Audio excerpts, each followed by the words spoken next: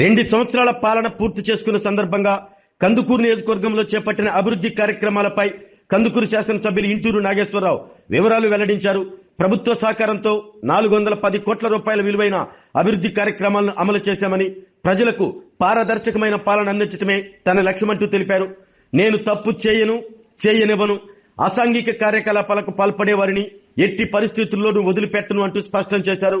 YCP నేతల విమర్శలను ఖండిస్తూ ప్రజలకు అన్ని విషయాలు తెలుసునంటూ వ్యాఖ్యానించారు.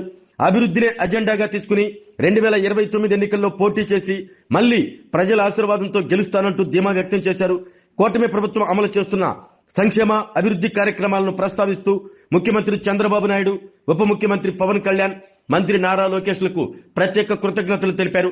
ఈ మీడియా సమావేశంలో పట్టణ టీడీపీ అధ్యక్షులు దామా మల్లేశ్వరరావు, రూరల్ అధ్యక్షులు బుస్సారెడ్డి కృష్ణారెడ్డి, లింగసముద్రం మండల అధ్యక్షులు పూరిమిట్ల గురునాథం, వలేటివారిపాలెం మండల అధ్యక్షులు మాదాల లక్ష్మీ నరసింహం, రాష్ట్ర విశ్వబ్రాహ్మణ కార్పొరేషన్ డైరెక్టర్ చిలకపాటి మధు, రాష్ట్ర తెలుగు యువత ప్రధాన కార్యదర్శి బెజవాడ ప్రసాద్, రాష్ట్ర ముస్లిం మైనార్టీ సెల్ అధికార ప్రతినిధి షేక్ రాఫీ, రాష్ట్ర వాణిజ్య విభాగం కార్యనిర్వాహక కార్యదర్శి కోనమ నరేంద్ర, నెల్లూరు పార్లమెంట్ అధికార ప్రతినిధి చదలవాడ కొండయ్య, కార్యనిర్వాహక కార్యదర్శి షేక్ రూబీ, నియోజకవర్గ తెలుగు మహిళా అధ్యక్షురాలు కల్లూరి శైలజ, తెలుగు రైతు అధ్యక్షులు అల్లం వెంకటేశ్వర్లు, పట్టణ ప్రధాన కార్యదర్శి షేక్ సలాం, నియోజకవర్గ ఐటీడీపీ అధ్యక్షులు షేక్ మున్నా, పార్టీ నేతలు వడ్డెళ్ల రవిచంద్ర, రాయిపాటి శ్రీనివాసరావు, చుండూరి శ్రీను, ముచ్చు వేణు తదితరులు పాల్గొన్నారు.